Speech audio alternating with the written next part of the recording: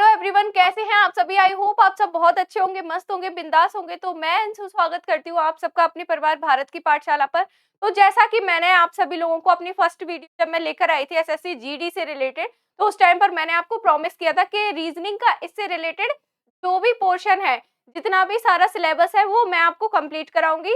One by one सारे topics मैं आपको क्लियर करवाऊंगी और उसकी प्रैक्टिस भी करवाऊंगी। तो उसी प्रॉमिस को पूरा करने के लिए मैं आपके साथ जुड़ चुकी हूँ यहाँ पर। तो सबसे पहले आज हम अपना फर्स्ट चैप्टर जो करने जा रहे हैं उसका नाम है ब्लड रिलेशन। सबसे पहले हम जिस चैप्टर को कवर करेंगे उसका नाम है ब्लड रिलेशन। तो मैं आप लोगों को थोड़ा सा बेसिक कॉन्सेप्ट इसका बताऊंगी। हम लोग शुरुआत सभी चैप्टर्स की बेसिक कॉन्सेप्ट के साथ करेंगे, डायरेक्ट प्रैक्टिस नहीं करेंगे, क्योंकि जब आप बेसिक कॉन्सेप्ट पढ़ते हो तो आप लोग एक एग्जाम ओरिएंटेड चीजों को नहीं पढ़ते हो, मतलब इस तरीके से पढ़ते हो बेसिक कॉन्सेप्ट। इसलिए आप लोगों को पढ़ाया जाता है ताकि आप लोगों को वो टॉपिक अच्छे से आपके दिमाग में इस तरह से बैठ जाए कि आप किसी भी एग्जाम की तैयारी करो, किसी भी एग्जाम को देने जाओ, तो आपको उस टॉपिक से रिलेटेड, उस टॉपिक से कैसा भी क्वेश्चन आ जाए आपका, जीरो से लेके एडवांस्ड लेवल तक का, तो आपको उसे करने में कोई भी प्रॉब्लम ना आए। इसीलिए आपको बेसिक कॉन्सेप्ट पढ़ाया जाता है ताकि आप लोगों को उस चीज की सामान्य जो नॉलेज होती है, जो जनरल नॉलेज होती है इस टॉपिक के बारे में, वो सब आप लोगों के दिमाग में अच्छे से बैठ जाए और आपको आगे कोई भी क्वेश्चन करने में प्रॉब्लम ना हो। तो चलिए हम लोग इससे कुछ जनरल सी बातें कर लेते हैं।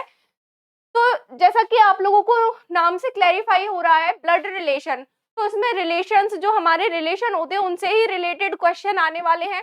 तो आप मुझे सबसे पहले ये बताइए कि जो हमारा चैप्टर है ब्लड रिलेशन, इसमें कितने टाइप के क्वेश्चन से आपके सवाल पूछे जाते हैं।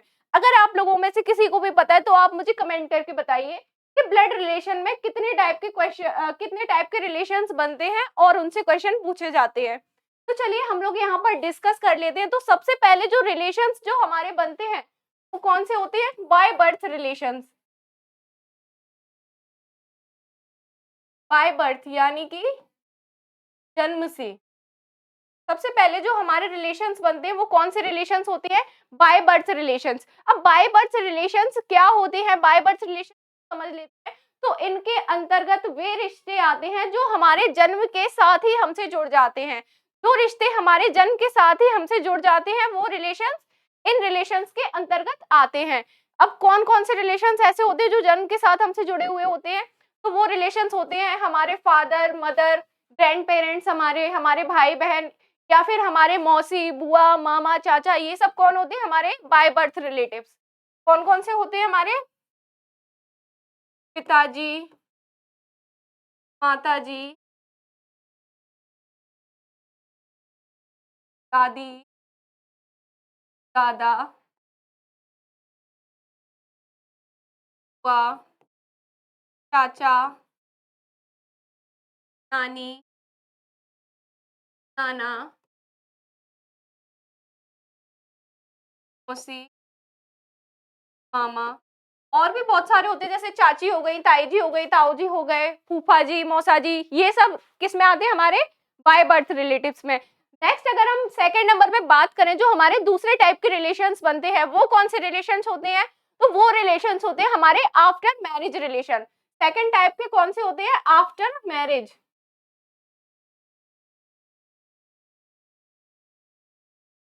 तो आफ्टर मैरिज रिलेशन यानी कि शादी के बाद जो रिश्ते हमसे जुड़ते हैं वो इस रिश्तों में आते हैं। इन वाले रिश्तों में कौन कौन से रिश्ते आते हैं? जो हमारी शादी के बाद हमसे जुड़ते हैं। जैसे कि मैं एक लड़की हूँ तो मेरी शादी होगी किससे होगी? एक लड़के से होगी ना, तो वो लड़का मेरा क्या कहलाएगा? मेरा पति कहलाएगा, यानी कि मेरा हस्बैंड कहलाएगा। तो शादी के पहले, शादी के बाद सबसे पहले पहला रिश्ता किससे जुड़ता है? अगर आप लड़की हैं तो आपका रिश्ता आपके पति से जुड़ेगा। अगर आप एक लड़का है तो आपका रिश्ता आपकी पत्नी से जुड़ेगा। और बाकी आपके सास ससुर, देवर ननद, साला साली, तो ये सारे जो रिश्ते हैं, ये सारे जो रिश्ते हैं पति पत्नी सास ससुर देवर ननद साला साली, ये सारे रिश्ते क्या कहलाते हैं? हमारे आफ्टर मैरिज रिलेशंस। ये सारे रिश्ते कौन से रिश्ते हैं? हमारी शादी के बाद हमसे जुड़ते हैं, तो ये आफ्टर मैरिज रिलेशंस है। यहाँ पर तो मैंने बात की हिंदी में। पति पत्नी, पति को हस्बैंड बोलते हैं, पत्नी को वाइफ बोलते हैं, सास को मदर इन लॉ बोलते हैं, ससुर को फादर इन लॉ, देवर को क्या बोलते हैं हम, ब्रदर इन लॉ, ननद को सिस्टर इन लॉ, और ये जो साला साली वर्ड है ना, ये भी brother in law and sister in law. Okay, clear है यहाँ तक? अगर आप लोगों को यहाँ तक क्लियर है तो हम आगे की बात करते हैं। यहाँ तक अगर आप लोगों को क्लियर हो चुका है तो हम आगे बढ़ते हैं इससे थोड़ा।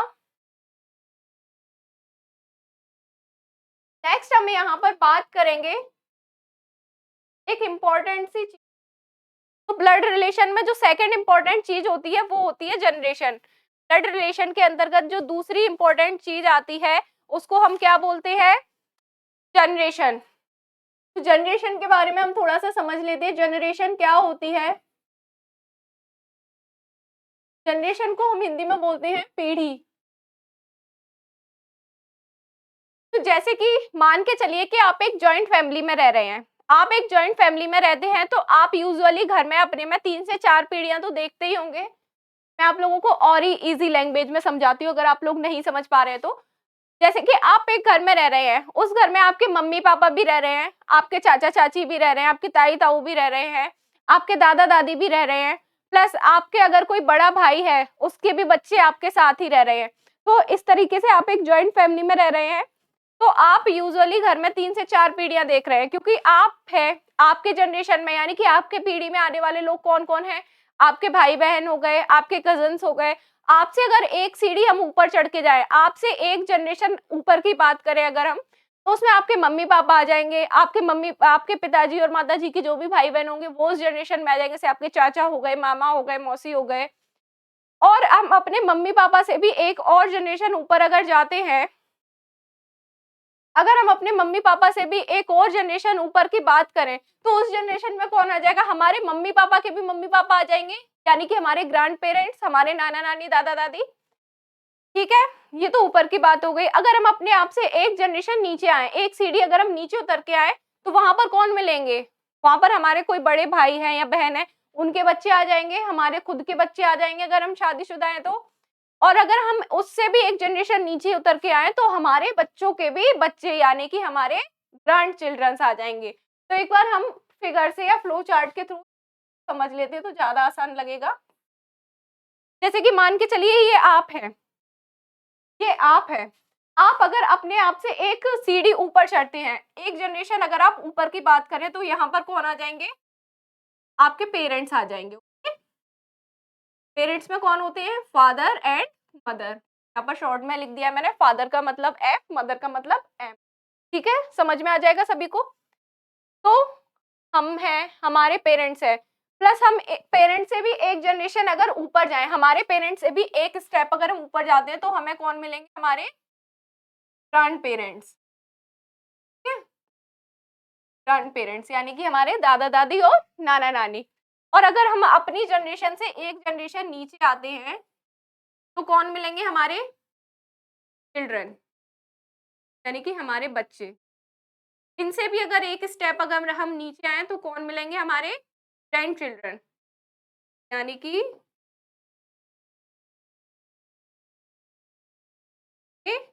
यहाँ तक क्लियर है।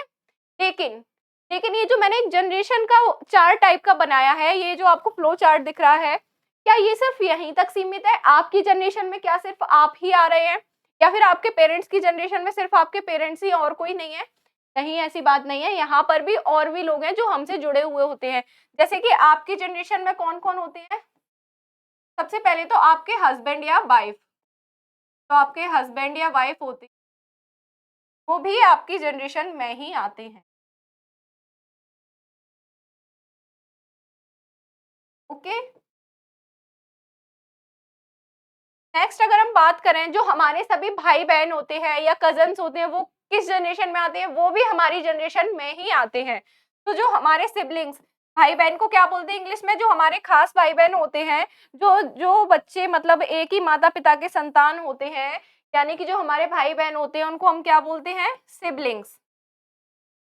तो हमारे सिबलिंग्स भी हमारी ही जनरेशन में आएंगे। नेक्स्ट, जो हमारे मम्मी पापा के भाई बहन होते हैं ना, उनके बच्चे होते हैं, यानी कि जो हमारे चाचा के बच्चे हैं, मौसी मामा इन सब के बच्चे हैं, वो क्या कहलाए जाते हैं इंग्लिश में, उनको क्या बोलते हैं, कजन।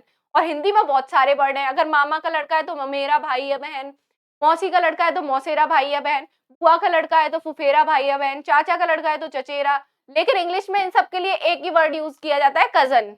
ओके, अब कजन के अंदर भाई भी आ जाता है और बहन भी आ जाता है। ठीक है, ऐसे नहीं लिखेंगे कजिन ब्रदर या कजिन सिस्टर, इसके अंदर भाई बहन दोनों आ जाते हैं।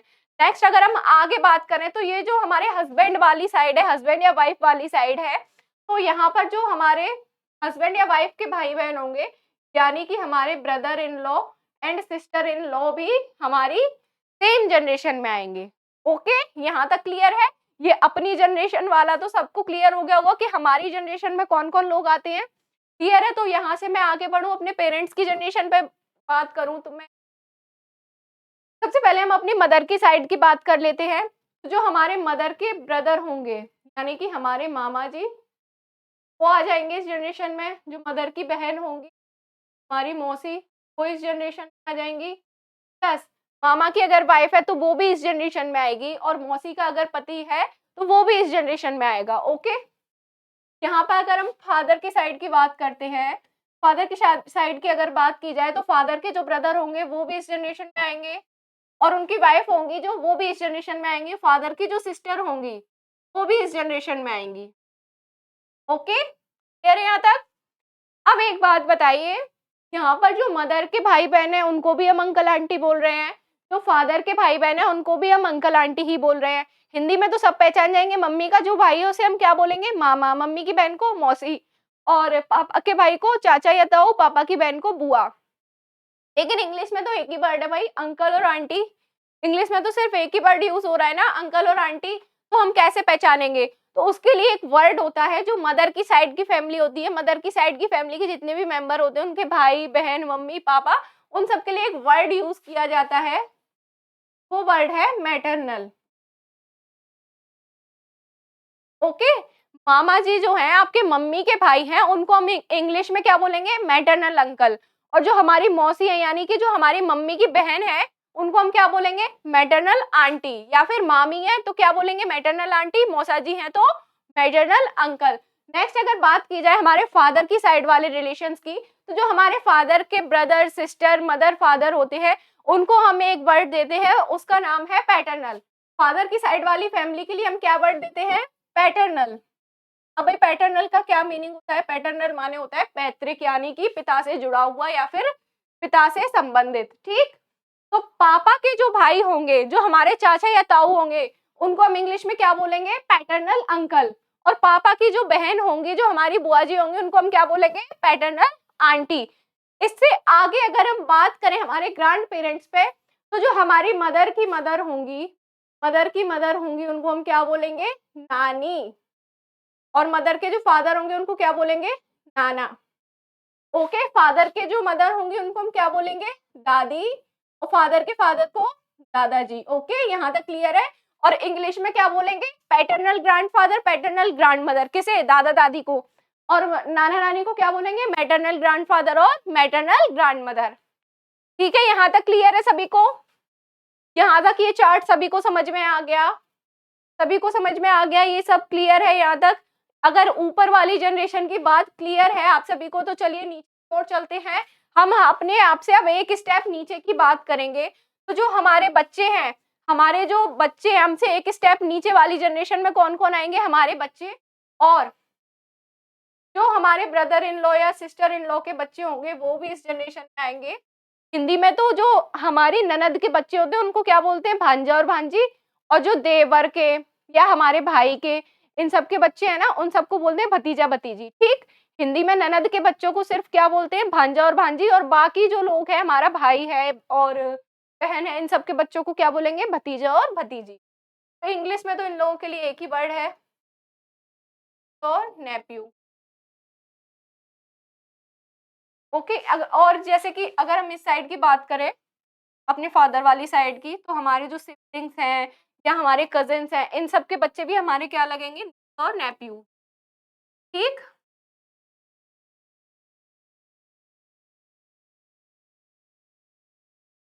और जो हमारे बच्चों के भी बच्चे होंगे या जो हमारे नीस और नेप्यू बच्चे होंगे, ये सब हमारे क्या लगेंगे, ग्रैंड चिल्ड्रन। ठीक है, हमारे बच्चों के जो बच्चे होंगे या फिर हमारे नीस और नेफ्यू यानी कि हमारे भतीजे-भतीजी, भांजा-भांजी इन सब के भी जो बच्चे होंगे, वो हमारे क्या लगेंगे? ग्रैंड चिल्ड्रंस ही लगेंगे वो सभी।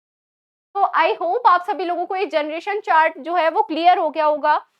बहुत अच्छे से क्लियर हो गया होगा आपको ये जनरेशन चार्ट के कौन-कौन लोग हैं जो हमारी जनरेशन में आते हैं, कौन-कौन लोग हमारी जनरेशन से ऊपर की जनरेशन पर स्टैंड करते हैं, कौन-कौन से लोग हैं जो हमसे नीचे वाली जनरेशन पर आते हैं। अगर ये चीज़ें आपको क्लियर है, तो मैं आप लोगों को और एक पॉइंट बताती हूँ, बहुत ही ज़्यादा इम्पोर्टेंट होता है क्वेश्चन सॉल्व करने के पॉइंट ऑफ व्यू से। तो आगे की बात बहुत ध्यान से सुनिएगा क्योंकि ये सब बातें अब बहुत ज़्यादा इम्पोर्टेंट होने वाली है क्योंकि ये ही वो चीज़ें हैं जिनसे आप क्वेश्चन सॉल्व कर सकते हो आसानी से। यही वो कीवर्ड्स है या फिर यही वो सिंबल्स हैं जिनसे आप क्वेश्चन को आसानी से सॉल्व कर सकते हैं। तो सबसे पहले मुझे एक चीज़ बताइए, जेंडर क्या होता है? जेंडर तो सभी लोग जानते होंगे ना? जेंडर तो सभी लोग जानते होंगे जैसे कि मैं महिला हूँ तो मैं फीमेल हूँ, कोई पुरुष है तो वो कौन होगा? मेल होगा। लेकिन मुझे ये बताइए कि क्वेश्चन में आपको किसी पुरुष व्यक्ति को घोषित करना है। जैसे कि आपको ये दर्शाना है कि राम एक लड़का है, तो आप वो कैसे बताएँगे? क्वेश्चन में आपको ये दर्शाना है कि राम एक लड़का है, तो उसको लड़का कैसे बताएँगे कि ये एक लड़का है? कैसे डिनोट करेंगे आप मेल और फीमेल? जैसे कि यहाँ पर मैं आपको एग्ज़ाम्पल देती हूँ। दीपक जो है, राधा का भाई है। दीपक राधा का भाई है। तो दीपक भाई है तो कौन है? मेल है। दीपक कौन है? मेल है। अब आपने ये लिख दिया दीपक। लेकिन जब आपको क्वेश्चन में ऐसे बहुत सारे स्टेटमेंट दे दिए जाएँगे, क्वेश्चन में जब आपको बहुत सारे स्टेटमेंट दे दिए जाएँगे और नाम भी बड़े ऊद-पटांग से होंगे, ए नाम होगा, बी नाम होगा, एक्स, वाई, जेड कुछ भी नाम हो सकता है, तो आपको याद नहीं रहेगा कि ये मेल है या फीमेल है, तो आप याद रखने के लिए क्या यूज़ करोगे कि जिससे आपको आप जब फ्लो चार्ट बनाओगे, तो ऐसे तो लिखोगे नहीं कि दीपक बराबर लड़का, राधा बराबर ऐसे तो लिखोगे नहीं, इसमें तो बहुत देर लग जाएगी। के लिए हम कुछ सिंबल्स यूज़ करते हैं। ब्लड रिलेशन के क्वेश्चंस में हर चीज़ को डिनोट करने के लिए, हर चीज़ को ब जस्टिफाई करने के लिए हम कुछ सिंबल्स का यूज़ करते हैं। तो उन्हीं सिंबल्स की मैं यहाँ पर बात कर रही हूँ। अगर दीपक एक मेल है, मेल पर्सन है, तो हम हमेशा उसको किससे डिनोट करेंगे? प्लस के साइन से, ठीक? मेल को हम हमेशा प्लस के साइन से डिनोट करेंगे और राधा कौन है? राधा जो है दीपक की बहन है। नेक्स्ट स्टेटमेंट आपको ये दिया है कि राधा जो है दीपक की बहन है। मैंने यहाँ पर लिखा नहीं है पर मैंने बोल दिया है कि राधा दीपक की बहन है, ऐसा एक स्टेटमेंट गिवन है। तो राधा राधा को हम किस साइन से डिनोट करेंगे? राधा बहन है तो फीमेल है, इसको हम किस साइन से डिनोट करेंगे? माइनस के साइन से, ओके? तो जब भी क्वेश्चन में हमें किसी व्यक्ति को मेल घोषित करना है तो हम हमेशा उसको प्लस के साइन से डिनोट करेंगे और अगर किसी भी पर्सन को फीमेल घोषित करना है तो हम हमेशा उसको माइनस के साइन से डिनोट करेंगे। ओके, जेंडर की बात अगर क्लियर है तो हम आगे की बात कर लेते हैं। आगे की और जो आपके फॉर्म्स हैं उन पे हम चर्चा कर लेते हैं, किन-किन बारे में बात करते हैं क्वेश्चंस में। तो नेक्स्ट हम बात करते हैं मैरिड कपल के ऊपर।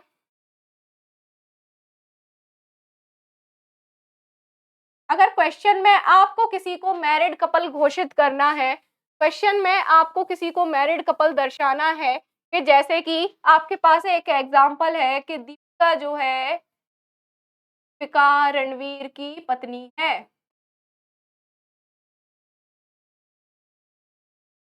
दीपिका कौन है? रणवीर की पत्नी है। अब जब दीपिका रणवीर की पत्नी है तो रणवीर कौन होगा? दीपिका का हस्बैंड होगा, ऑब्वियस सी बात है। पत्नी है तो फीमेल है दीपिका, तो रणवीर कौन होगा? मेल होगा। तो हम इस मैरिड कपल को कैसे शो करेंगे? जैसे कि दीपिका का कौन है? फीमेल है तो माइनस का साइन लगा दिया और जो रणवीर है मेल है, प्लस का साइन लगा दिया। अब ऐसे तो ये भाई बहन भी हो सकते हैं, प्लस माइनस का साइन हमें ये तो जस्टिफाई नहीं करा रहा है ना कि ये पति पत्नी है। तो इनको पति पत्नी दर्शाने के लिए हम किस चिन्ह का प्रयोग करेंगे वो देख लेते हैं, किस सिंबल को हम यूज करेंगे। तो जब भी अगर क्वेश्चन में किसी पति या पत्नी की या मैरिड कपल की बात की जा रही है तो हम हमेशा उसको डबल हॉरिजॉन्टल लाइन यानी कि इक्वल टू के साइन से डिनोट करेंगे, ठीक? जब भी क्वेश्चन में किसी पति या पत्नी या फिर मैरिड कपल की बात की जा रही है तो हम उसको किससे डिनोट करेंगे? डबल हॉरिजॉन्टल लाइन या फिर इक्वल टू के साइन से। ओके, यहाँ तक क्लियर है? क्योंकि पति और पत्नी का दर्जा बराबर का होता है, क्या हम इसको नोट करेंगे इक्वल टू के साइन से। सॉरी उल्टा हो गया, उल्टा साइन में नहीं किया।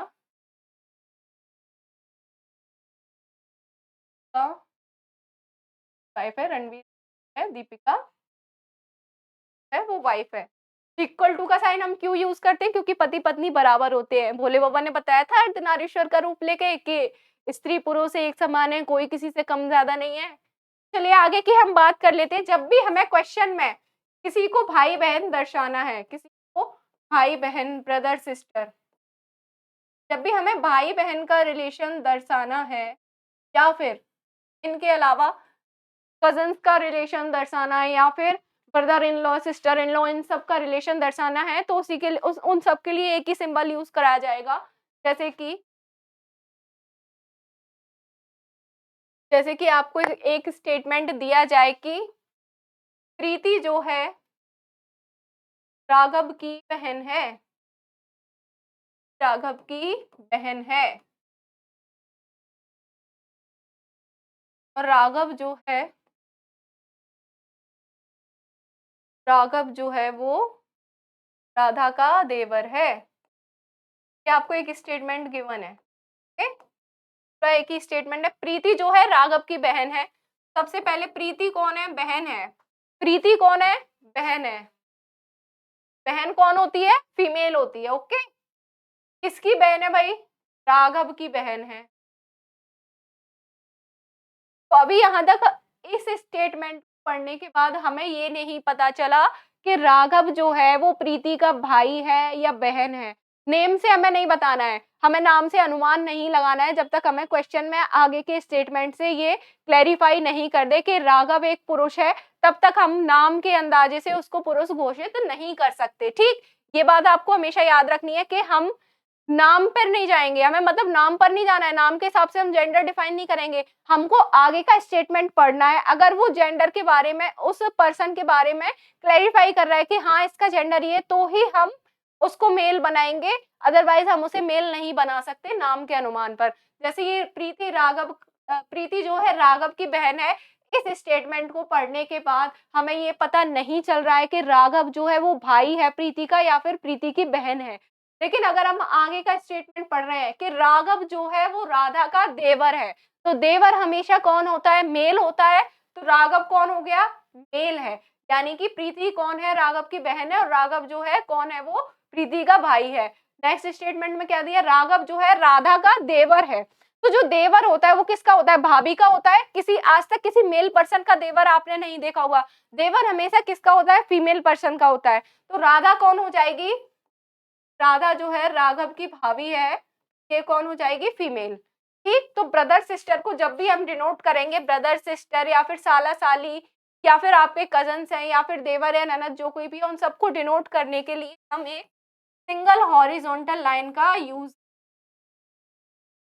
सिंगल हॉरिजॉन्टल लाइन, अपनी ही जनरेशन सभी लोगों को, हस्बैंड और वाइफ को छोड़कर, except husband and wife, remaining जितने भी हमारे जनरेशन के लोग हैं, उन सभी को डिनोट करने के लिए हम ये सिंगल हॉरिजॉन्टल लाइन का यूज करेंगे।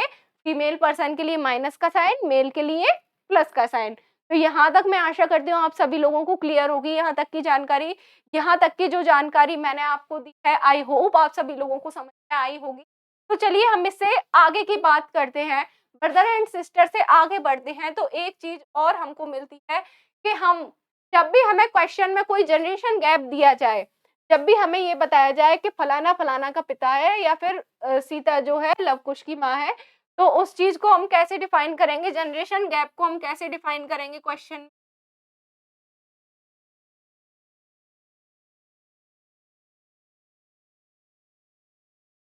जैसे कि आपको एक एग्जांपल दिया जाए कि जो अभिषेक है अमिताभ का पुत्र है।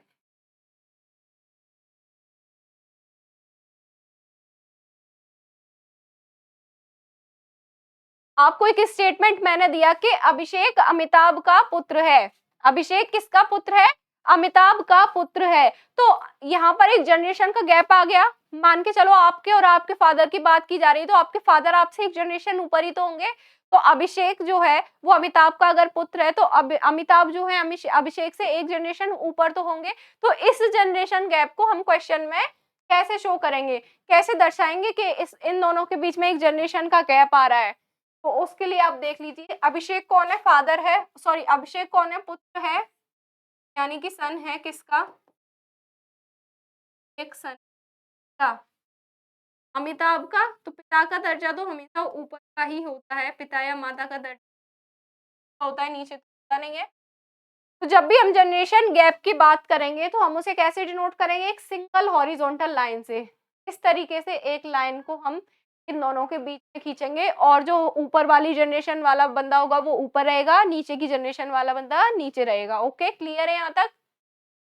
इतनी बात आप सभी लोगों को समझ में आ गई होंगी, मैं आशा करती हूँ ये बातें आप सभी लोगों को अच्छे से समझ में आ गई होंगी। तो एक बार फिर से आप लोगों को बता देती हूँ, जब भी हमें क्वेश्चन में किसी भी व्यक्ति को मेल घोषित करना है तो उसके लिए हम हमेशा प्लस का साइन यूज करेंगे। किसी भी व्यक्ति को फीमेल घोषित करना है तो हम हमेशा माइनस का साइन यूज करेंगे। मैरिड कपल अगर दर्शाना है हमें तो हम इक्वल टू का साइन यूज करेंगे। ओके, नेक्स्ट अगर हमें brother sister sister cousin sister in law brother in law in सब के रिश्ते को दर्शाना है तो हॉरिजॉन्टल लाइन को यूज करेंगे। और अगर हमें जनरेशन गैप को दर्शाना है, अगर हमें जनरेशन गैप को दर्शाना है तो फिर हम एक सिंगल वर्टिकल लाइन को यूज करेंगे। ओके, यहाँ तक क्लियर हो गया होगा सभी को। तो हम आगे की बात कर लेते हैं।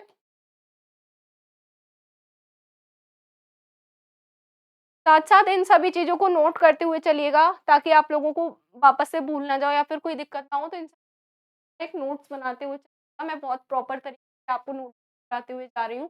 मैं खुद इतना प्रॉपर लिख रही हूँ कि आप स्क्रीनशॉट भी लेके रख सकते हैं अपने फ़ोन में। कोई भी मैसअप नहीं हो रहा, कोई भी हौच-पौच नहीं हो रही है लिखते टाइम पे। बिल्कुल एक-एक चीज़ मैंने क्लियर लिखी हुई है आप लोगों की वजह से।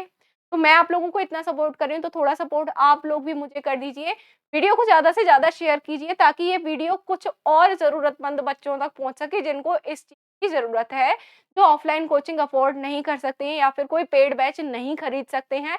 उन लोगों के लिए ये वीडियो बहुत ज़्यादा हेल्पफुल होने वाली है, क्योंकि मैं यहाँ पर बेसिक कॉन्सेप्ट पढ़ा रही हूँ। जो कि आप लोगों को हर जगह इजीली नहीं मिलता है। क्वेश्चन तो आपको हर जगह मिल जाएँगे, लेकिन ये थ्योरी आप लोगों को हर जगह नहीं मिल पाएगी। तो अगर हम नेक्स्ट पॉइंट की बात करते हैं, तो आपको मैं 2 स्टेटमेंट लिख के बताती हूँ, वो आप लोगों को मुझे बताइएगा आप लोग कि क्या वो 2 स्टेटमेंट सेम हैं या फिर एक-दूसरे से डिफरेंट हैं। जैसे कि मैंने आप लोगों को कहा, ए जो है वह बी का पिता है और सी का पति है।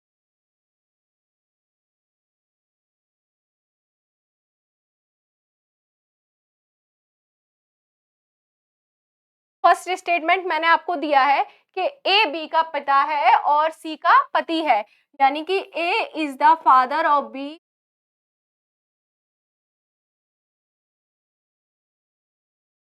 ए is the father of B and husband of C. First statement तो ये मैंने आपको दिया। नेक्स्ट स्टेटमेंट मैं आपको दे रही हूँ कि ए जो है वह बी का पिता है जो सी का पति है।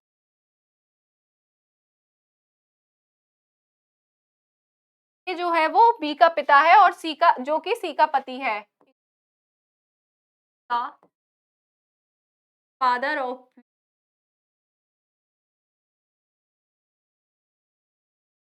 The husband of C. Okay, तो इन दोनों स्टेटमेंट को आप ध्यान से पढ़िए। इन दोनों स्टेटमेंट को ध्यान से पढ़िए और मुझे ये बताइए कि क्या इन दोनों में आपको कोई डिफरेंस नज़र आ रहा है?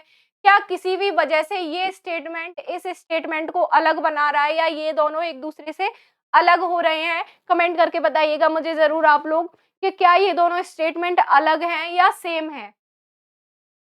तो जैसा कि फर्स्ट स्टेटमेंट में लिखा है ए बी का पिता है और सी का पति, और सेकंड में लिखा है बी का पिता है जो कि सी का पति है। अब सिर्फ छोटा सा अंतर है ये और का और जो का।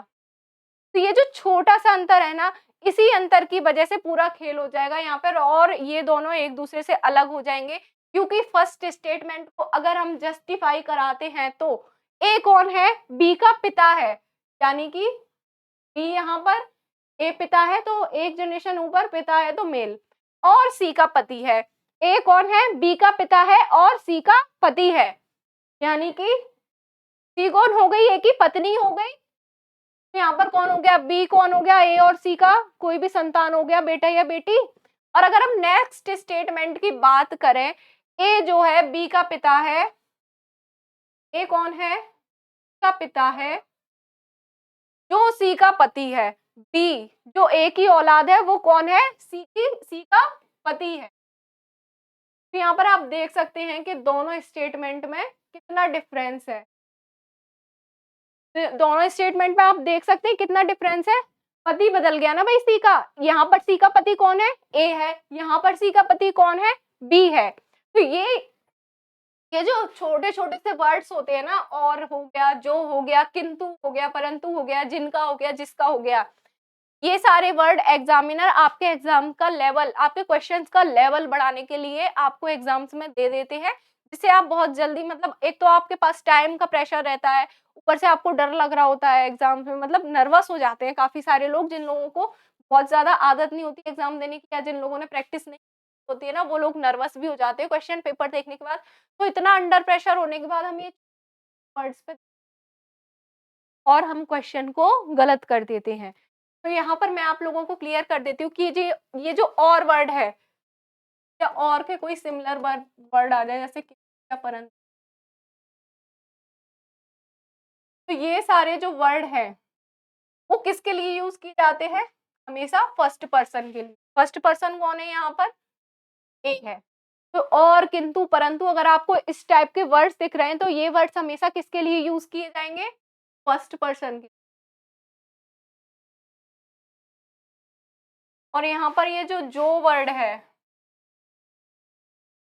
का,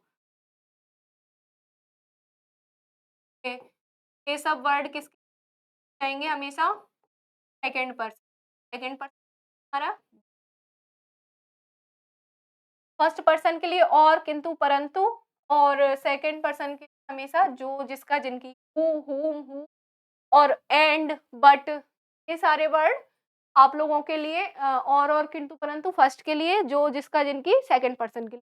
ये चीज आप लोगों को याद रखनी है। तो ये पॉइंट आप नोट डाउन कर सकते हैं अपनी कॉपी में, स्टार बना के, इम्पोर्टेंट पॉइंट। ओके, करके एक स्टार बना लीजिएगा, इम्पोर्टेंट पॉइंट नोट कर लीजिएगा। मोस्टली ये पजल्स के जो क्वेश्चन होते हैं उनमें बहुत ज़्यादा, जैसे सिटिंग अरेंजमेंट है, ब्लड रिलेशन है, और जो पजल्स के क्वेश्चन होते हैं उनमें ये सारे वर्ड्स बहुत ज़्यादा यूज़ किए जाते हैं लेवल को हाई करने के। तो आप इन सब चीज़ों का ध्यान रखिएगा। चलिए इसी के साथ हम आगे बढ़ते हैं।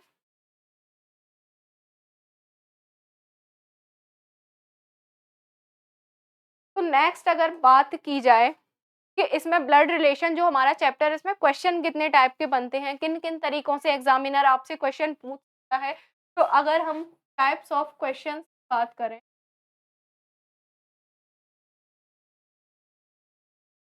टाइप्स ऑफ क्वेश्चन की बात करें, तो इसमें टाइप के क्वेश्चन आपके कौन कौन से, सबसे पहले तो सबसे इजी वाला फॉर्म होता है जो आपका फ्लो चार्ट के थ्रू बनाया जाता है, जैसे कि ए बी का पिता है, बी जो है सी की माता है। इस टाइप का जो क्वेश्चन आएगा, यानी कि आपका वेरिएबल वाला जो क्वेश्चन आएगा वो इस टाइप में आ जाएगा। इसमें फैमिली चार्ट आपका बनेगा। फर्स्ट जो टाइप है वो आपका फैमिली चार्ट। सेकंड जो टाइप है वो आपके पॉइंटिंग वर्ड्स वाले क्वेश्चन।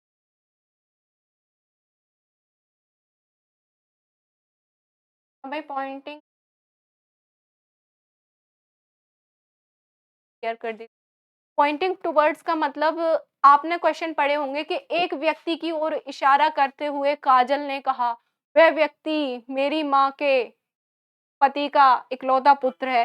तो इस टाइप के जो क्वेश्चन जितने भी इशारे वाले, पॉइंट करने वाले क्वेश्चन आते हैं, वो सभी ये पॉइंटिंग वाली फॉर्म में आ जाएँगे। थर्ड जो आपकी फॉर्म है, वो होगी आपकी कोडेड फॉर्म,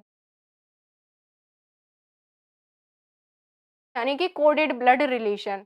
थर्ड जो टाइप है आपका वो है कोडेड ब्लड रिलेशन का। तो कोडेड ब्लड रिलेशन में क्या होगा, आपको 2 व्यक्तियों के बीच में अगर संबंध दिया गया होगा तो वो एक कोड या फिर एक सिंबल के ज़रिए से आपको दर्शा दिया गया होगा। जैसे कि A@B का आपको मीनिंग लिख दिया होगा कि ये जो है वो बी का भाई है, ठीक? ऐसे ही काफ़ी सारे और सिंबल दे दिए जाएँगे जैसे, और इसका मीनिंग क्या कि का पति है, ठीक? अब ये आपको सिंबल्स दे दिए और इनके A@B का मीनिंग दे दिया कि ए बी का भाई है, A प्लस बी का मीनिंग दे दिया कि ए बी का पति है।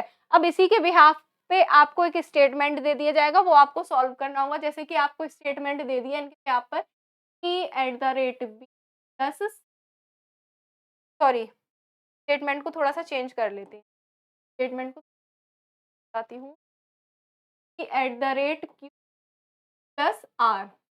ये आपको स्टेटमेंट दे दिया। अब आपको इस जो आपको ये बताया गया है, इस सिंबल के ज़रिए इस स्टेटमेंट को आपको सॉल्व करना है। तो आप कैसे करेंगे, P@Q, A@B का क्या मतलब था, A जो था वो B का भाई था। जो फर्स्ट पर्सन है P, ये कौन है, भाई है किसका, Q का। नेक्स्ट है A plus B. A plus B का क्या मीनिंग था, A जो है वो B का पति है, यानी कि जो फर्स्ट पर्सन है। इस वाले स्टेटमेंट की हमने बात कर ली, अब इस स्टेटमेंट की बात करेंगे। तो यहाँ पर जो फर्स्ट पर्सन है, जो Q है, वो कौन होगा, पति है किसका, R का, तो R पत्नी होगी। तो यहाँ पर ये जो आपको कोडेड फॉर्म में कुछ इन्फॉर्मेशन दी है, उसके थ्रू पर आपको, यहाँ पर आपको इस स्टेटमेंट को सॉल्व करना है। तो इस तरीके का आपका डायग्राम बन जाएगा। तरीके का आपका कुछ डायग्राम बन के तैयार हो जाएगा, जिसके बिहाफ़ पर आपको जो ऑप्शन दिए होंगे, वैसे आंसर सिलेक्ट करना होगा। तो चलिए हम नेक्स्ट क्वेश्चंस की ओर बढ़ते हैं, ताकि आप लोगों को क्लियर हो जाए कि किस टाइप के क्वेश्चन होते हैं और कैसे क्वेश्चन को सॉल्व किया जाता है। नेक्स्ट हम आगे बढ़ते हैं। तो क्वेश्चन नंबर 1 को आप देख लीजिए। क्वेश्चन नंबर 1 पे एक नज़र डालिए। आपको पॉइंटिंग वाला क्वेश्चन दिया है फर्स्ट नंबर पर। Pointing to a person in the photograph, Anjali said, "he is the only son of my sister's brother's father.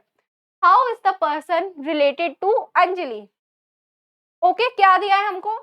तस्वीर में एक व्यक्ति की ओर इशारा करते हुए अंजलि ने कहा, "यह मेरे बहन के भाई के पिता का", किसका? मेरी बहन के भाई। मेरी बहन का भाई कौन होगा? मेरा खुद का भाई होगा। और भाई का पिता, मेरे भाई का पापा कौन हुआ? मेरा भी तो पापा लगा ना। जो मेरे भाई के पिता होंगे वो मेरे भी तो पिता होंगे। यानी कि वो कौन है? अंजलि के पिता का इकलौता बेटा। अब अपने जो फादर हैं, आपके खुद के फादर का इकलौता बेटा अगर है, तो वो आपका कौन लगेगा? भाई लगेगा। तो इन इस टाइप के जो क्वेश्चन होते हैं मोस्टली ओरली भी सॉल्व हो जाते हैं, लेकिन मैं आप लोगों को बाकायदा डायग्राम बना के यहाँ पर सिखाऊंगी, क्योंकि मैं तो आप लोगों को यहाँ पर सिखाने के लिए ही आई हूँ। अपनी क्षमता का प्रदर्शन करने नहीं आई हूँ कि मेरे को मैं ऐसे ओरली सॉल्व कर लेती हूँ। देखो बच्चों, तो आप भी ऐसे कीजिए। नहीं, मैं आप लोगों को हर एक चीज़ पॉइंट टू पॉइंट समझ। तो तस्वीर में एक व्यक्ति की ओर इशारा करते हुए अंजलि ने कहा, अंजलि ने क्या कहा? "यह मेरी बहन", किसकी बहन? अंजलि जो है, अंजलि की सिस्टर, सिस्टर है तो माइनस का साइन, के भाई, अंजलि की सिस्टर का भाई, भाई है तो प्लस का साइन। भाई की जगह यहाँ पर हमने बी लिख लिया है, बहन की जगह पे एस लिख लिया है, ठीक। भाई का पिता है, भाई का पिता यानी कि फादर, फादर है तो मेल। फादर का इकलौता बेटा, इकलौता बेटा है तो वो खुद ही होगा, क्योंकि अंजलि और उसकी बहन और बेटा, भाई की बात तो सिर्फ इसी के बारे में की गई है ना। तो अंजलि भी कौन हो जाएगी? बहन हो जाएगी, क्योंकि इकलौता बेटा यानी कि ये खुद होगा। जो अंजलि का भाई होगा वो कौन होगा? अंजलि के पिता का इकलौता बेटा है। तो वो जो व्यक्ति है, ये जो इकलौता बेटा है, ये अंजलि से किस प्रकार से संबंधित है? तो जैसा कि आप लोगों को डायग्राम में क्लियर हो रहा है, ये जो व्यक्ति है वो अंजलि का कौन है? भाई है। देख लीजिए ऑप्शन में कहीं पर दिया हुआ है आपको भाई। अंजलि से रिलेशन बताना है कि वो व्यक्ति जो है वो अंजलि का कौन लग रहा है, अंजलि की नजरों से देखेंगे, ठीक है। आपको ये नहीं बताना कि वो अंजलि उस व्यक्ति की कौन लग रही है। आप इसमें बहन आंसर नहीं कर सकते, क्योंकि आपको ये बताना है कि जो वो व्यक्ति है तस्वीर वाला, वो अंजलि का कौन है, अंजलि से किस प्रकार संबंधित है। तो वो कौन है, अंजलि का भाई है। तो देख लेते हैं ऑप्शन, किसी भी ऑप्शन में आपको भाई नहीं दिया हुआ ना, तो option number E of these is the right answer. अगर यहाँ पर ऑप्शन नंबर बी मदर की जगह अगर आपको ऑप्शन नंबर बी आपका राइट आंसर हो जाए। नेक्स्ट हम बढ़ेंगे नेक्स्ट क्वेश्चन की ओर। नेक्स्ट क्वेश्चन भी जो है आपका पॉइंटिंग वाला है, तो चलिए आप इसको सॉल्व करने की कोशिश कीजिए। सॉल्व करने की कोशिश कीजिए आप इस क्वेश्चन को। मैं पढ़ देती हूँ क्वेश्चन आपके लिए। Pointing to a girl in the picture, Sarita said, this is Neha's mother, whose father is my son. How is Sarita related to the girl given in the picture? तस्वीर में एक लड़की की तरफ इशारा करते हुए सरिता ने कहा, ये नेहा की माँ है, का पिता मेरा बेटा है। नेहा की माँ है जिसका पिता मेरा बेटा है। तस्वीर में दी गई लड़की सरिता से किस प्रकार संबंधित है। ठीक, कोशिश कीजिए इस क्वेश्चन को आप सॉल्व करने की। इस क्वेश्चन को सॉल्व करने की कोशिश कीजिए। तस्वीर में एक लड़की की तरफ इशारा करते हुए सरिता ने क्या कहा है, ये जो तस्वीर में जो महिला है ये कौन है, नेहा की माँ है, नेहा की माँ है, ठीक है। जिसका पिता मेरा बेटा है, जिसका पिता कौन है, सरिता का बेटा है, यानी कि नेहा की माँ का जो फादर है कौन है, नेहा की मदर का जो फादर है। मदर की फादर कौन लगते हैं, जो हमारी मम्मी के पिताजी कौन लगते हैं, हमारे नाना जी, यानी कि ये कौन है, नेहा का नाना है। लेकिन वो किसका बेटा है, सरिता का बेटा है। ये किसका बेटा है, सरिता। ठीक, तस्वीर में एक लड़की की तरफ इशारा करते हुए सरिता ने कहा, यह नेहा की माँ है, यानी कि इसकी तस्वीर थी, ठीक है। नेहा की माँ की तस्वीर, नेहा की माँ है जिसका पिता, यानी कि जिसका वर्ड हमेशा किसके लिया जाता है, मैंने आपको बताया था ना। तो जिसका, जिनकी, अगर ये सब शब्द आ जाएं तो वो हमेशा किसके लिए रहते हैं, सेकंड पर्सन के लिए, यानी कि नेहा की माँ के लिए किया गया है जिसका वर्ड, जिसका पिता, यानी कि नेहा के माँ का पिता कौन है, सरिता का बेटा है, सरिता का बेटा है। तो तस्वीर में दी गई लड़की सरिता से किस प्रकार संबंधित है। तो तस्वीर में ये जो लड़की दी गई है वो सरिता की कौन लगेगी, बेटे की बेटी कौन लगेगी, पोती लगेगी, सरिता दादी लगेगी उसकी। तो यहाँ पर दादी पोती जैसा तो कोई भी ऑप्शन आपको नहीं दिया गया है, तो option answer none of these will be the right answer. Okay, आगे बढ़े।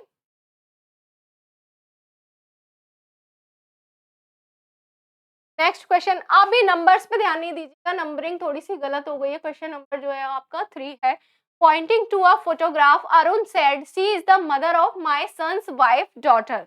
How is the woman related to Arun. एक तस्वीर की ओर इशारा करते हुए अरुण ने कहा, एक तस्वीर की ओर इशारा करते हुए अरुण ने कहा, वह मेरे बेटे, यानी कि अरुण के सन की कौन है, बेटे की पत्नी, अरुण के सन की वाइफ। ठीक है, यहाँ तक एक एक करके बनाएंगे, एक एक करके हम इमेज ड्रॉ करेंगे। ये नहीं कि हमने पूरा क्वेश्चन पढ़ लिया और हम एक साथ बनाने में लगे हैं, टुकड़ों टुकड़ों में बनाएंगे। ठीक है, मैं मेरे बेटे, यानी कि सबसे पहले हमने किसे बनाया, अरुण के बेटे को। अरुण का बेटा है तो अरुण कौन होगा, इसका ऊपर आ जाएगा। क्या अभी अरुण का जेंडर यहाँ पर डिफाइन नहीं है, तो एक मिनट,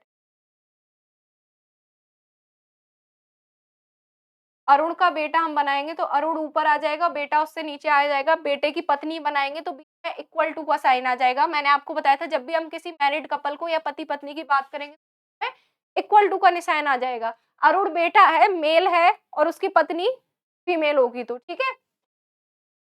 बेटे की पत्नी की बेटी, ठीक, पत्नी की बेटी, बेटी है तो माइनस का साइन। अब अरुण के बेटे की पत्नी की बेटी, ठीक है, तो अरुण के बेटे की भी तो बेटी हुई वो। अब ये दोनों आपस में हस्बैंड वाइफ हैं, तो वाइफ की लड़की हस्बैंड की भी तो लड़की हुई भई। ऐसा तो नहीं है कि वाइफ कहीं अलग से अमरूद के पेड़ से तोड़ के लाई है उस लड़की को, नहीं ना, हस्बैंड की भी लड़की होगी, वाइफ की मतलब दोनों की सेम ही होगी वो, ठीक? बेटी की माँ है, बेटी की माँ कौन हो गई? ये इसकी वाइफ खुद हो गई। बेटे की पत्नी की बेटी की माँ, वो लड़की खुद ही हो जाएगी, अरुण की वाइफ ही होगी माँ, ठीक? तो वो अरुण उस महिला से किस प्रकार से संबंधित है? अरुण कौन लगेगा उस महिला का?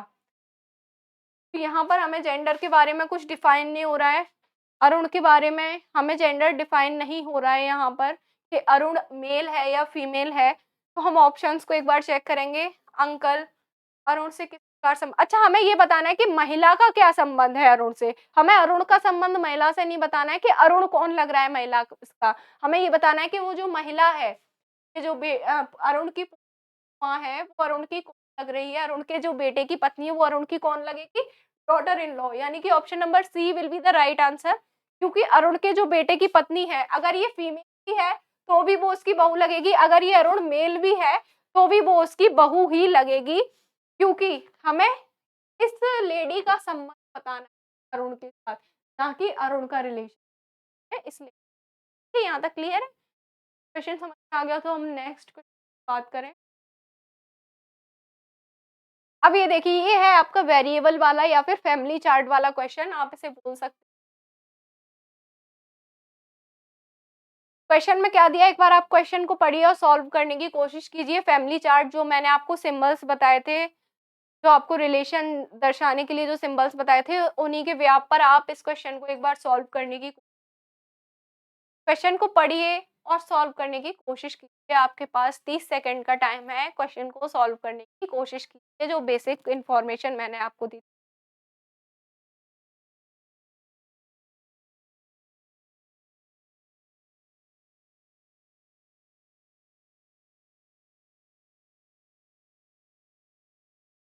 चलिए देख लेते हैं यहाँ पर, Deepak has a brother Anil, Deepak is the son of Prem, Vimal is the father of Prem, how is Anil related to विमल?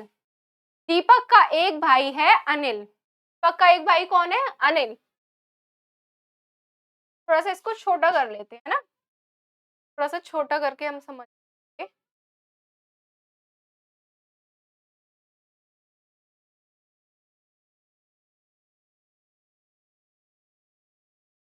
तो देखिए इधर पे हमें क्या दिया गया है, दीपक has a brother Anil,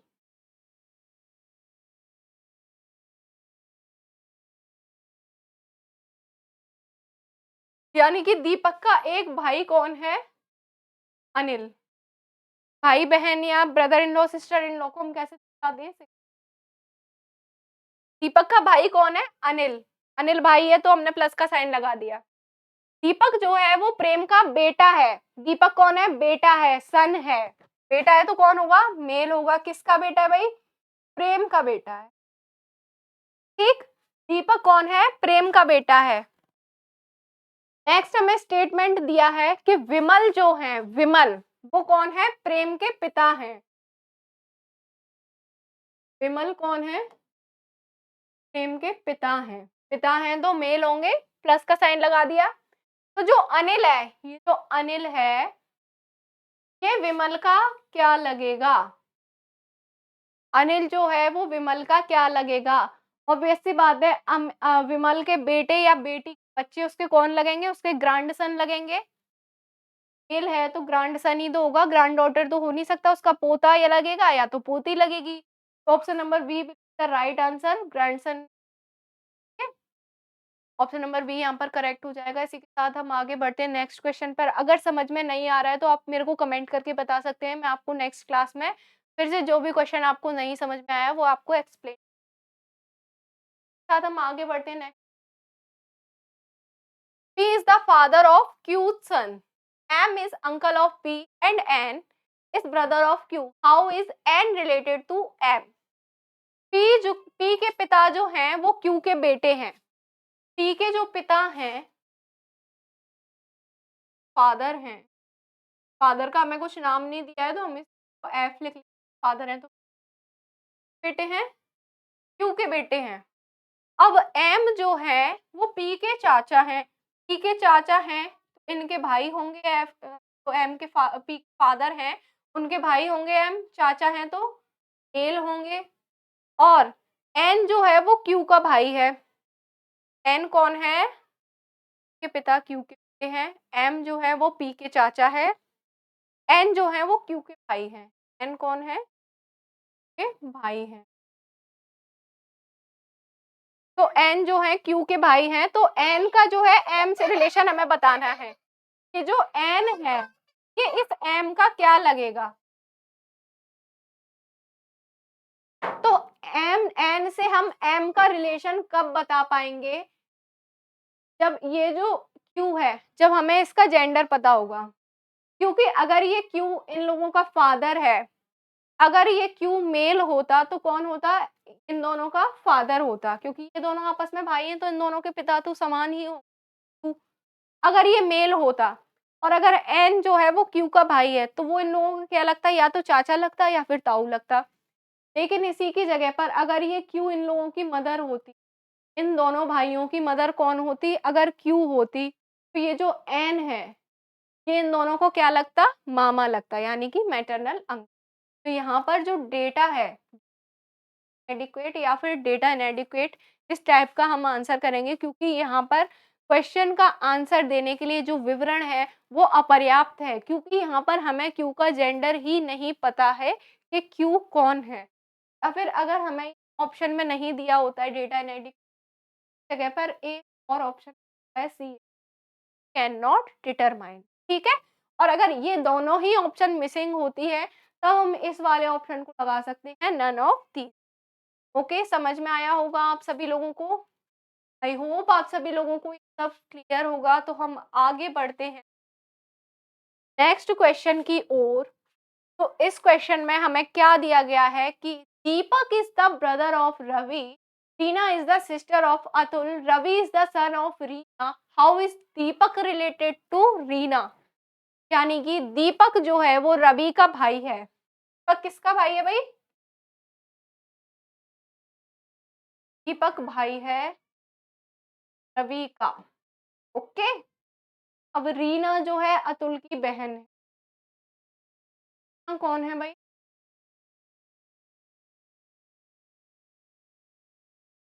sister है, फीमेल है। किसकी बहन है? अतुल की। ठीक, ये दो स्टेटमेंट हमको अभी अलग अलग दिए गए हैं। अभी इन दोनों स्टेटमेंट्स में हम लोगों को कोई रिलेशन नहीं दिया गया। क्वेश्चन को आगे पढ़ते हैं, शायद हमें कोई रिलेशन। रवि जो है वो रीना का बेटा है। अब ये जो रवि है कौन है? ये रीना का बेटा है। बेटा है तो मेल होगा, का बेटा है रीना का। रीना कौन है? बहन है। किसकी? अतुल की। ठीक, तो दीपक और रवि किसके बेटे हो गए? रीना के, क्योंकि दीपक और रवि आपस में भाई हैं तो इन लोगों की माँ भी एक ही होगी। आप अपने घर में देखिएगा कि आपका अगर कोई भाई है और आप हैं तो आप दोनों की माँ एक ही तो होंगी, अलग अलग तो नहीं होंगी ना। तो उसी तरीके से दीपक और रवि आपस में भाई हैं तो इन दोनों की माँ कौन हो गई? रीना हो गई, यानी कि मदर कौन है? रीना। और रीना जो है वो किसकी सिस्टर है? अतुल की सिस्टर है। तो यहाँ पर ये पूछा गया है कि दीपक का रीना का संबंध है। दीपक जो है वो रीना का कौन लगेगा? ऑब्वियस सी बात है, रवि जो है रीना का बेटा है और रवि का भाई कौन है? दीपक। तो ये कौन लगेगा? इसका बेटा ही लगेगा। तो option number A will be the right answer. Deepak जो है वो रीना से किस प्रकार रिलेटेड है? दीपक रीना का कौन है? सन है या फिर बेटा? आपको ठीक। नेक्स्ट हम आगे की क्वेश्चन, नेक्स्ट क्वेश्चन जो आपको दिया गया है, P is the son of Q। Question को पढ़िए आप लोग। P is the son of Q while Q and R are sisters of each other। P is the mother of R। If S is the son of T, then which of the following statement is correct। T जो है वो Q का बेटा है, जबकि Q और R एक दूसरे की बहनें हैं। ठीक, एक एक करके हम स्टेटमेंट ड्रॉ करेंगे, एक साथ नहीं पढ़ेंगे, एक करके पढ़ते जाएंगे और ड्रॉ करते जाएंगे। पी कौन है? क्यू का बेटा है। पी बेटा है किसका? क्यू का। ठीक, इतना हमने स्टेटमेंट पढ़ा और इमेज ड्रॉ कर ली। ठीक, क्यू और आर एक दूसरे की बहनें हैं। क्यू और आर कौन है? एक दूसरे की सिस्टर्स हैं, यानी कि क्यू भी बहन है, क्यू बहन है आर की, आर बहन है क्यू की, तो दोनों ही कौन है? फीमेल हैं। और आर एक दूसरे की बहनें हो गई, ठीक। टी जो है वो आर की माँ है। आर की मदर यहाँ पर कौन है? टी मदर है, तो ये भी फीमेल है। ठीक है, यहाँ तक आप लोगों को आई होप क्लैरिफाई हो रहा होगा सभी कुछ। इमेज में फ्लो चार्ट जो मैंने फैमिली चार्ट बनाया है वो आप लोगों को सब कुछ जस्टिफाई करा रहा होगा जैसा कि स्टेटमेंट में गिवन है। तो पी जो है वो क्यू का बेटा है, ठीक। क्यू और आर आपस में एक दूसरे की बहनें हैं, क्यू आर की बहन है, आर क्यू की बहन है। आर जो है उसकी मदर कौन है? टी है। तो जब क्यू और आर आपस में बहनें हैं और आर की मदर टी है, तो वो क्यू की भी तो मदर होगी। आपकी और आपकी बहन की माँ एक ही तो होंगी, अलग अलग तो नहीं होगी। तो अगर वो आर की माँ है टी, तो क्यू की भी माँ होगी। यदि एस जो है वो टी का बेटा है, एस कौन है? टी का बेटा है, ठीक। एस कौन है? भाई टी का बेटा है। तो निम्नलिखित कथनों में से कौन सा कथन सही है? तो जो स्टेटमेंट इस डायग्राम के बिहाफ पर हमको बताना है कौन सा स्टेटमेंट है जो सही है, ठीक। तो एक बार इस डायग्राम को हम समझ लें, फैमिली चार्ट को, इसको हम समझ लेते हैं एक बार।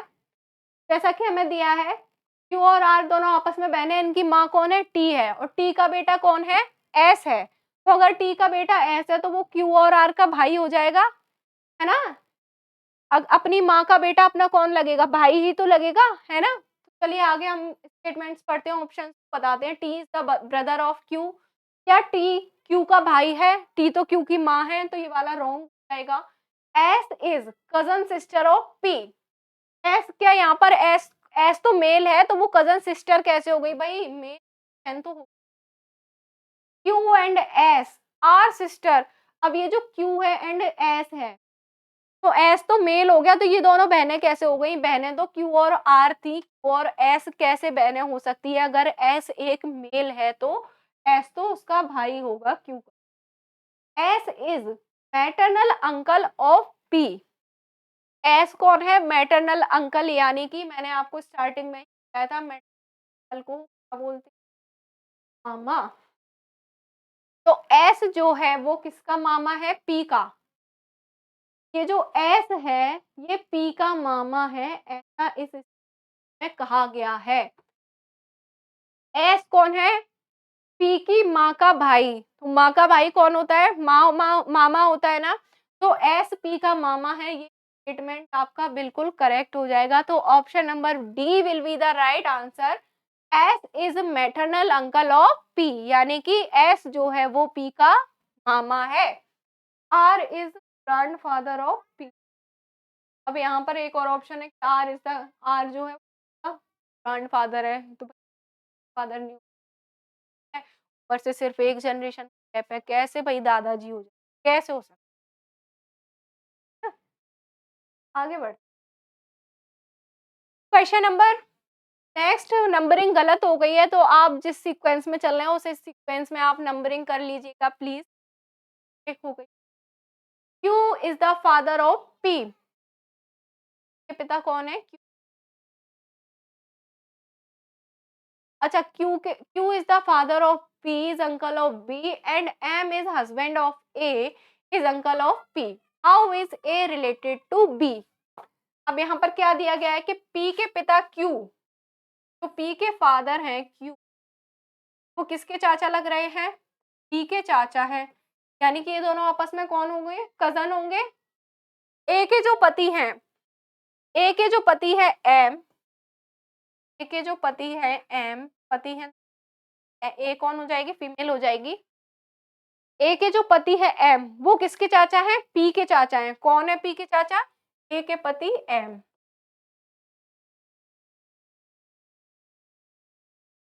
ठीक। क्या है, आप लोगों को कट तो नहीं हो रही है साइड? अगर कट हो रही है तो मैं एक बार दोबारा से इमेज ड्रॉ कर दी, साइड आपकी कट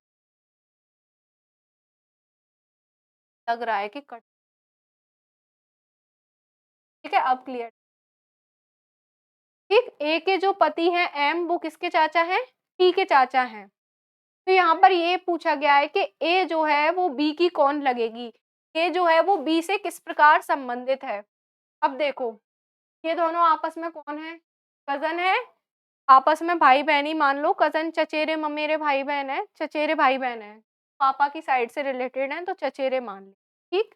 पापा के भाई जो पी के पापा है ना, पी के कौन लग रहे हैं? चाचा लग रहे हैं, ठीक? 1 मिनट, क्यू कौन लग रहा है? बी का चाचा है। क्यू कौन है? बी का चाचा है। और एम कौन है? एम जो है वो पी का चाचा है। तो अगर ये चाचा लग रहा है इसका, ये इसके बड़े भाई का बेटा होगा, क्या इसके बड़े भाई का बेटा होगा ये?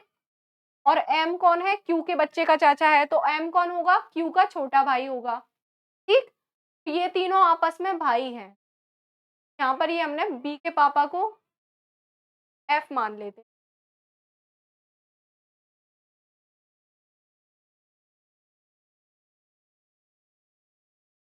फादर माना कि हमने बी के फादर एफ हैं, जो कि क्यू के बड़े भाई हैं। क्यू के बड़े भाई का बेटा ही तो क्यू का कौन लगेगा? भतीजा लगेगा।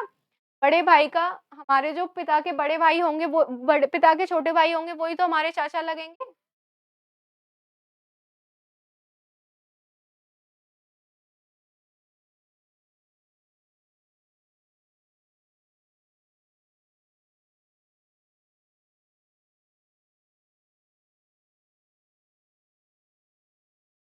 तो बी के जो चाचा लगेंगे वो क्यू है, ठीक?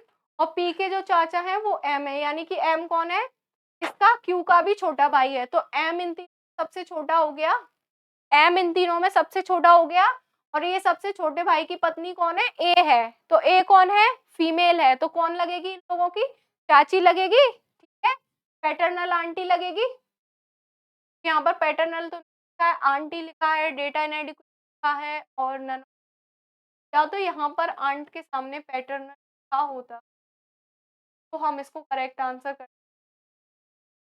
हिंदी में शायद ऑप्शन में चाची था, हिंदी का ऑप्शन यहाँ पर मिस है। हिंदी के ऑप्शन मैं आपको एक बार चेक करके बताती हूँ।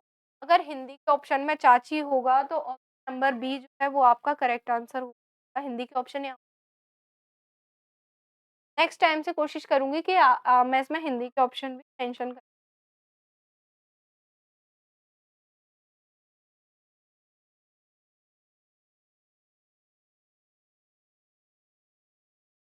हाँ जी, तो हिंदी का जो ऑप्शन है वहाँ पर आंट के सामने चाची लिखा हुआ है। यहाँ पर या तो टाइपिंग मिस्टेक हो गई हो, पैटर्नल लिखना भूल गए हैं। हिंदी के ऑप्शन में चाची है तो ऑप्शन नंबर राइट आंसर, क्योंकि ये दोनों आपस में कज़न्स हैं और इन लोगों के पिता भी अलग-अलग हैं। तो सबसे छोटे भाई की वाइफ़ होगी, जो हमारे पिता के सबसे छोटे भाई की वाइफ़ होगी वो हमारी चाची लगेगी, तो राइट आंसर। आगे बढ़ते हैं साथ हम। अब ये देखिए, जो आप क्वेश्चन का फॉर्म देख रहे हैं, नए टाइप का क्वेश्चन आपके सामने है। तो ये जो क्वेश्चन है, यही आपका क्या कहलाता है? Coded blood relation. जैसा कि मैंने आप लोगों को स्टार्टिंग में भी तो एक्सप्लेन करा दिया था कि किस टाइप के क्वेश्चन आते हैं कोडेड ब्लड रिलेशन। तो ये जो आपके क्वेश्चन के टाइप है, वो कोडेड ब्लड रिलेशन का टाइप है। तो एक बार हम क्वेश्चन पर नज़र डाल लेते हैं। P डॉलर Q का क्या अर्थ है? इसको हम एक बार स्क्रीन कर लेते हैं।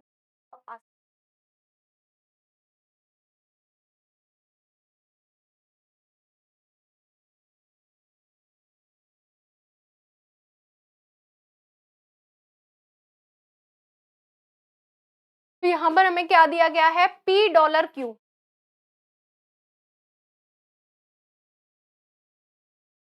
P डॉलर Q का क्या अर्थ दिया है हमें? P is the father of Q, यानी कि जो फर्स्ट पर्सन का फादर है second, okay? P is the father of Q। Next हमें दिया गया है कि P हैशटैग Q का क्या अर्थ है? P is the mother of Q। ये जो है वो मदर है, ठीक?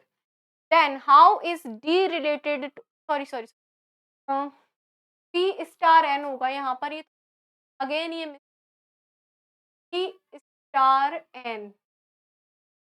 P स्टार N का हमें अर्थ दिया गया है कि P is sister of Q। एक मिनट, P स्टार N नहीं है, P star Q। P star Q का क्या अर्थ दिया गया है हमें? स्टार Q का अर्थ है द सिस्टर ऑफ। तो यहाँ पर जो हमें फर्स्ट पर्सन है सिर्फ उन्हीं के जेंडर डिफाइन हो रहे हैं। पी डॉलर क्यू में हमें किसका जेंडर डिफाइन हो रहा है? पी का। पी हैशटैग क्यू में अगेन पी का। पी स्टार क्यू में अगेन का ही जेंडर हमें डिफाइन हो रहा है। डॉलर का मतलब है फर्स्ट पर्सन जो है सेकंड पर्सन, यानी कि पी जो है वो क्यू का पिता है। हैशटैग का अर्थ है पी जो है फर्स्ट पर्सन है, सेकंड पर्सन की मदर है। पी स्टार क्यू का अर्थ है जो फर्स्ट पर्सन है, जो हमारा पी है कौन है? सिस्टर है किसकी? सेकंड पर्सन की। तो हमें स्टेटमेंट गिवन है कि एन हैशटैग ए डॉलर हमको इस इंफॉर्मेशन बिहाफ पर जो हमको इंफॉर्मेशन गिवन है इस स्टेटमेंट को जस्टिफाई कराना है। तो हैशटैग का क्या अर्थ है? जो फर्स्ट पर्सन है का स्टेटमेंट उठाएंगे सबसे पहले। जो फर्स्ट पर्सन है पी, यहाँ पर कौन है? एन। तो एन कौन होगी? मदर होगी किसकी? ए की। N is the mother of. Hashtag का क्या अर्थ था? P hashtag Q mean P is the mother of Q, यानी कि पी जो है वो क्यू की माँ है। तो यहाँ पर एन हैशटैग ए का क्या मतलब हो जाएगा? एन जो है वो ए की माँ है। सेकंड स्टेटमेंट उठाएंगे ए डॉलर बी। डॉलर का क्या अर्थ था भाई? जो फर्स्ट पर्सन है जो ए है वो किसका पिता होगा? बी का। पी डॉलर क्यू का क्या अर्थ है? जो फर्स्ट पर्सन की है वो क्यू का पिता है। तो यहाँ पर ए डॉलर बी का क्या अर्थ हो जाएगा? ए जो है वो पिता है बी का। ठीक, इस टाइप का कुछ आपका फैमिली चार्ट बनकर रेडी हो जाएगा। तो यहाँ पर हमें ये बताना है कि जो डी है वो एन से किस प्रकार संबंधित है। जब भाई हमें क्वेश्चन में कहीं से कहीं तक डी दिया ही नहीं गया है, डी हमें क्वेश्चन में कहीं दिख नहीं रहा है, तो फिर हम उसके बारे में कैसे बात कर सकते हैं? क्या हो जाएगा? डिस्क्रिप्शन इनएडुकेट, इनसफिशिएंट, या फिर आपका सी एंड डी कैन नॉट। क्योंकि हमें डी के बारे में कुछ जानकारी दी गई है तो फिर हम डी का रिलेशन इस प्रकार दर्शा सकते हैं। चलिए तो इसी के साथ हम आगे बढ़ते हैं नेक्स्ट क्वेश्चन पर। नेक्स्ट क्वेश्चन अगेन ये हमें वही पॉइंटिंग वाला, ओ सॉरी, कोडेड वाला क्वेश्चन वन है यहाँ। If z into T minus S into you का वो कहाँ है ऑप्शन? ये ऑप्शंस ना थोड़े से अलग हो गए हैं, मैं आपको बता ही देती हूँ। ए प्लस बी का अर्थ है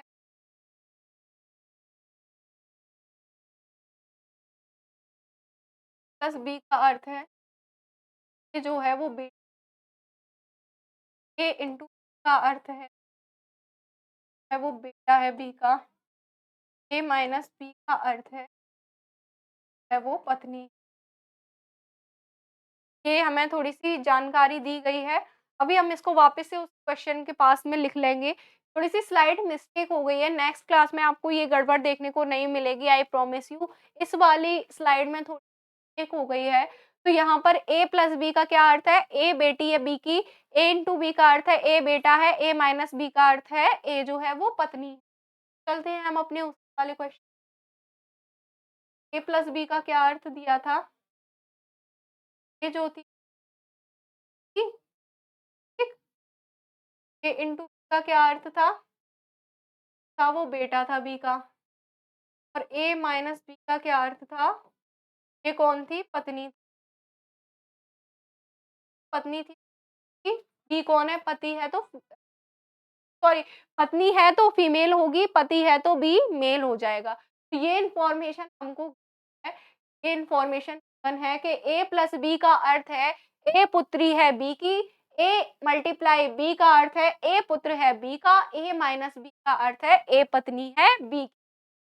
तो इसी के बिहाफ पर हम इस इक्वेशन जो हमें इक्वेशन है उसको सॉल्व करेंगे। क्या इक्वेशन है भाई? Z in minus S into two plus P. अब देखिए Z इंटू टी, यानी कि जो Z है वो किसकी पुत्री है? T की पुत्री है। Z जो है वो किसकी पुत्री हो गई? की पुत्री हो गई T माइनस S, यानी कि T कौन है? पत्नी है S की। ठीक, T किसकी पत्नी है? S की, यानी कि S कौन हो गया? T का पति हो गया और Z का पिता हो गया। नेक्स्ट हमको दिया है Z into you, sorry into का मीनिंग यहाँ पे पुत्र था, पुत्री था, तो Z को हम मेल बना देंगे। नेक्स्ट हमें स्टेटमेंट दिया है कि S into you, S into you, यानी कि S जो है वो किसका पुत्र हो गया? U का पुत्र है। और U प्लस P, यानी कि U जो है वो किसकी पुत्री है? P की पुत्री है। ठीक, ये जो स्टेटमेंट है, ये जो इक्वेशन हमें दी है, हमने इस इंफॉर्मेशन आप पर उसका इस टाइप का कुछ फैमिली चार्ट बनाया है। Z इंटू टी, यानी कि Z पुत्र है T का, T माइनस S, यानी कि T पत्नी है S की, S इंटू यू, यानी कि S पुत्र है U का, U प्लस P, यानी कि U जो है पुत्री है किसकी? P की। अब हमें ये बताना है कि जो U है ये इसका Z से क्या संबंध है? ये जो U है ये Z की क्या लगेगी? ठीक, तो U के बेटे का बेटा, U के बेटे का बेटा U का क्या लगेगा? ग्रैंडसन लगेगा। लेकिन U ग्रैंडसन की क्या लगेगी? आपके जो पिता हैं उनकी माता आपकी कौन लगेंगी? आपकी दादी लगेगी। यहाँ पर grandmother, option number B right answer हो जाएगा। तो ऑप्शन नंबर बी क्यों राइट आंसर होगा ये मैं आपको बहुत बार बता चुकी हूँ। रिलेशन जिसका पूछा जाता है उसी का हम बताएंगे। यू का जेड से क्या संबंध है? ये जो यू है ये जेड की कौन लगेगी? जेड के पिता की माता यू की कौन लगेगी? उसकी दादी लगेगी। तो option number B will be the right answer. इसी इंफॉर्मेशन रिलेटेड ये दो क्वेश्चन और हैं। क्या था? इंफॉर्मेशन क्या थी? प्लस बी का क्या अर्थ था? ए गुणा बी का क्या अर्थ था? वो बेटा था बी, और ए का अर्थ था तो ठीक। इंफॉर्मेशन मुझे बार बार लिखनी स्लाइडिंग में। नेक्स्ट क्वेश्चन में आपको ये मिस्टेक नहीं देखने मिली, तो ये मान के चलिए आपको इंफॉर्मेशन वन है कि ए प्लस बी का अर्थ है ए जो है बी है, ए मल्टीप्लाई वाई बी का अर्थ है का पुत्र है ए अर्थ ए के आधार पर हमको ये सॉल्व करनी। सबसे पहले हमें क्या दिया है? T minus S, T minus S, यानी कि टी जो है वो पत्नी है किसकी? एस की। एस इंटू बी, यानी कि एस जो है वो सन है बी का। बी माइनस एम, ये कौन होगी? पत्नी एम की। ये इक्वेशन हमने सॉल्व कर ली गिवन इन्फॉर्मेशन के बिहाफ पर। ये इन्फॉर्मेशन हमने सॉल्व की है, तो इस तरीके का कुछ हमें फैमिली चार्ट दिखा है। तो निम्नलिखित में से क्या सत्य नहीं है?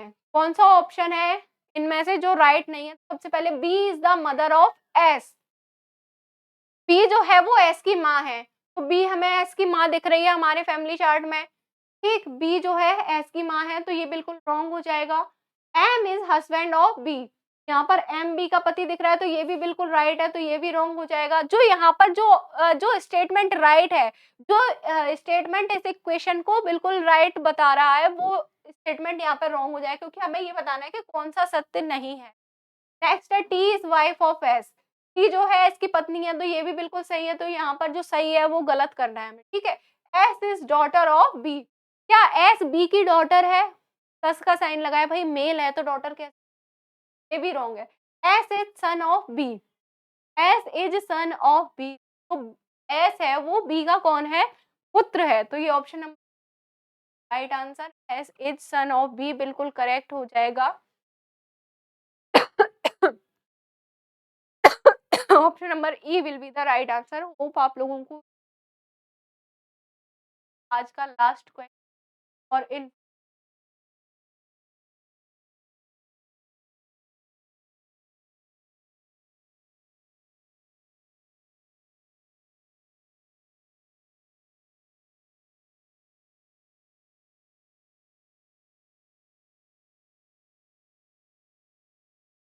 ठीक, ये इन्फॉर्मेशन है। तो आगे अगर हम बात करें क्वेश्चन की, तो हमें जो इक्वेशन दी है वो कुछ इस तरीके से दी है, P इंटू क्यू, यानी कि P कौन है, Q का बेटा है, Q माइनस S वो है, वो पत्नी है S। ये हमारा छोटा सा प्यारा सा फैमिली चार्ट, छोटी फैमिली का छोटा सा फैमिली चार्ट है। इसके बिहाफ पर हमें ये ऑप्शन गिवन, निम्नलिखित में से क्या सत्य है, C is the wife of Q, S is the wife of Q, नहीं भाई एस तो पति है क्यू का, रॉन्ग हो जाएगा। S is the father of P, option will be the right answer. तो ये आपका लास्ट क्वेश्चन था आज का, जो कि आपको फर्स्ट दिखा रहा है। यहाँ पर आज नंबर मिस्टेक हो गए, स्लाइड मिस्टेक हो गई, but I promise you next time से नेक्स्ट क्लास में आपको ऐसी कोई भी गड़बड़ देखने। तो आशा करती हूँ आप सभी लोगों को आज का ये मेरा वीडियो पसंद आया होगा, बहुत ज़्यादा हेल्पफुल रहा होगा आपके लिए। तो मैं आप लोगों से बस थोड़ा-सा आप लोगों का सपोर्ट चाहती हूँ कि आप लोग मुझे दिल से सपोर्ट कीजिए, क्योंकि मैं भी आप लोगों के लिए बहुत मेहनत कर रही हूँ। और अगर इससे ज़्यादा भी आपको क्वेश्चन चाहिए तो मैं आपको और भी प्रैक्टिस के क्वेश्चन प्रोवाइड कर दूँगी, पीडीएफ वगैरह अपलोड करवा दूँगी। तो बस मैं आप लोगों से यही चाहती हूँ कि आप लोग भी मुझे दिल से सपोर्ट कीजिए। मैं आप लोगों को सपोर्ट कर रही हूँ, आप लोगों के लिए मेहनत कर रही हूँ, आप लोगों के लिए कंटेंट सारा ढूँढ ला रही हूँ, ठीक है? आपके एग्ज़ाम से और आपके एग्ज़ाम से ओरिएंटेड कंटेंट लाने के साथ-साथ आपको बेसिक कॉन्सेप्ट भी, जो कि आपको पैसे देकर खरीद पेड कोर्स या ऑफलाइन क्लासेस में। तो जो लोग भी मतलब ये सब चीज़ें अफ़ोर्ड नहीं कर सकते, प्लीज़ आप उन लोगों को ये वीडियो ज़्यादा से ज़्यादा शेयर कीजिए, ताकि और भी लोगों की मदद हो। तो मैं आशा करती हूँ आप लोगों को आज का ये वीडियो पसंद आया होगा। तो वीडियो को लाइक ज़रूर कीजिएगा और ज़्यादा से ज़्यादा शेयर कीजिएगा। इसी के साथ बाय बाय, जय भारत।